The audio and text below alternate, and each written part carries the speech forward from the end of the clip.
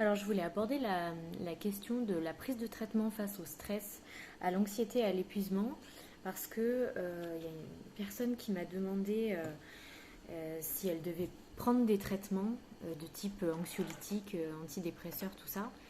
Et puis parce que de toute façon, c'est une question qui est très très régulière chez les personnes qui sont en situation d'épuisement, de stress, d'anxiété, voire de dépression, et qui se posent beaucoup la question de est-ce qu'il faut que je prenne un traitement ou pas.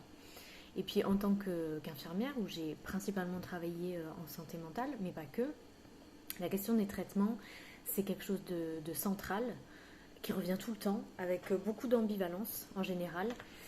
Euh, voilà, donc c'est un sujet qui est central, mais qui est plutôt inconfortable pour les personnes qui sont concernées, et donc je voulais en parler aujourd'hui. Alors clairement, je ne suis pas médecin, et encore moins votre médecin, donc je ne vais pas... je vais pas vous dire oui ou non, il faut prendre un traitement ou il ne faut pas en prendre un. Mais à mon sens, il y a deux regards qui doivent être croisés par rapport à cette question. Le premier, c'est le vôtre, de toute évidence, parce que il s'agit d'une décision qui vous concerne en grande priorité, et celui de votre médecin, et pourquoi pas aussi d'un infirmier si jamais vous êtes en suivi CMP par exemple, euh, parce que ce sont les seuls professionnels, le médecin en priorité et l'infirmier en second plan, ce sont les seuls professionnels qui ont un regard sur une connaissance suffisante sur les traitements et qui pourront vous apporter des explications et les bonnes explications. Donc pour ce qui est des suivis avec le médecin, l'infirmier, je les laisse faire bien sûr leur travail. Et moi, je voulais aujourd'hui me concentrer sur votre réflexion et je voulais essayer d'apporter quelques pistes pour l'agrémenter par rapport au sujet des traitements. Donc, je- j'ai établi trois pistes pour ça. La première, c'est de se poser la question de à quel point les manifestations de stress, d'anxiété, d'épuisement prennent de la place dans votre quotidien, dans votre vie. Et depuis combien de temps? Pour savoir ça, je pense qu'il y a plusieurs questions qu'on peut se poser. Euh, Parmi celles-là, il y a quelle ampleur le stress prend dans votre quotidien. Est-ce que c'est toute la journée? Est-ce que c'est à certains moments de la journée? Quelle proportion ça prend? Est-ce que ça impacte votre santé? Est-ce que ça impacte la façon dont vous fonctionnez dans votre quotidien? Est-ce que ça impacte vos relations? Plus précisément au niveau de votre santé, de se demander comment ça l'impacte. Est-ce que ça l'impacte au niveau physique? Est-ce que ça l'impacte au niveau de vos pensées? Est-ce que vous avez, à force de subir du stress, de l'anxiété, est-ce que vous avez des pensées qui sont de plus en plus pessimistes? Est-ce que vous avez voire des idées qui sont parfois noires, voire parfois même des pensées suicidaires? Comment ça impacte votre humeur aussi, du coup? Est-ce que au bout d'un moment, c'est tellement pesant que ça impacte grandement votre humeur? Vous vous sentez souvent triste, vous vous sentez souvent dépassé. Voilà, je pense qu'il y a toute une partie sur la santé, sur l'impact de la santé qu'il faut aborder. Et puis aussi, peut-être se poser la question de est-ce que les méthodes naturelles qui existent pour gérer l'anxiété et que vous utilisez éventuellement, est-ce que ces méthodes, elles suffisent à diminuer, voire à effacer complètement cet état de stress et d'anxiété, ou est-ce que c'est pas le cas? En se posant déjà toutes ces questions, on se pose le but c'est de savoir pourquoi il est question de prendre un traitement ou pas.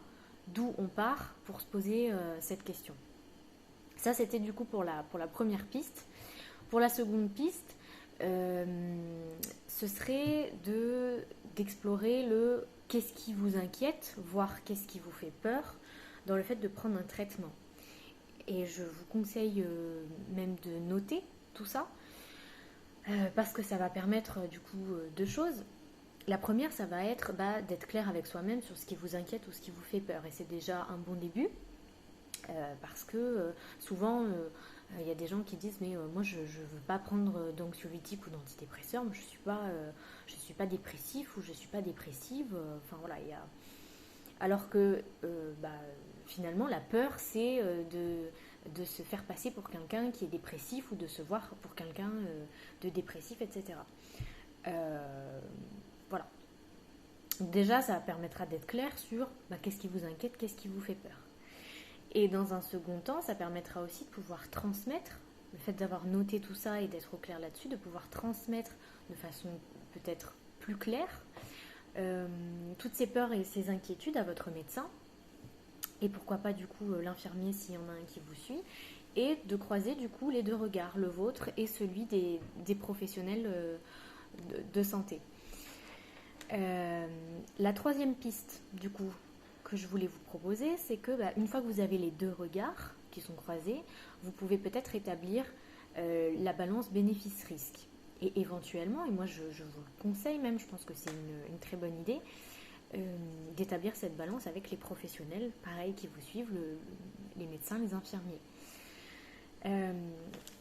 En faisant ça, le but, c'est d'avoir une vision claire des tenants et des aboutissants.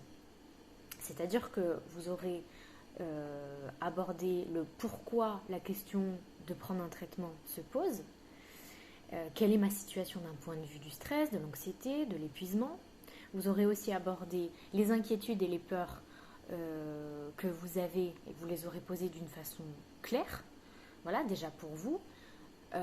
Et vous aurez également le regard du médecin, de l'infirmier, pourquoi pas, qui pourront confirmer ou infirmer certaines de vos inquiétudes. Donc comme ça, les choses seront claires.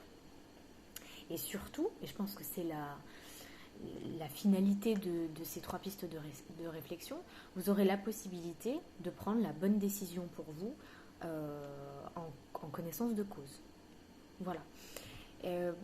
Pour terminer, je voulais juste faire un petit parallèle avec une situation de soins qui est un peu différente, mais je pense qui peut être parlante. C'est que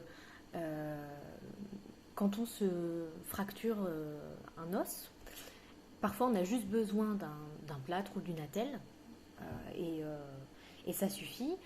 Et suivant où se situe la fracture, on peut aussi avoir besoin en plus de béquilles. Et je voulais faire cette petite métaphore pour vous dire que c'est un petit peu pareil avec la santé mentale et la question des traitements. C'est que parfois il y a des choses qui vont suffire et puis parfois il y a besoin d'une petite béquille en plus. Voilà, c'est tout ce que je voulais vous dire. J'espère en tout cas que ça aura pu aider les personnes qui se posaient des questions à ce niveau-là. Et voilà, je vous souhaite une très bonne journée.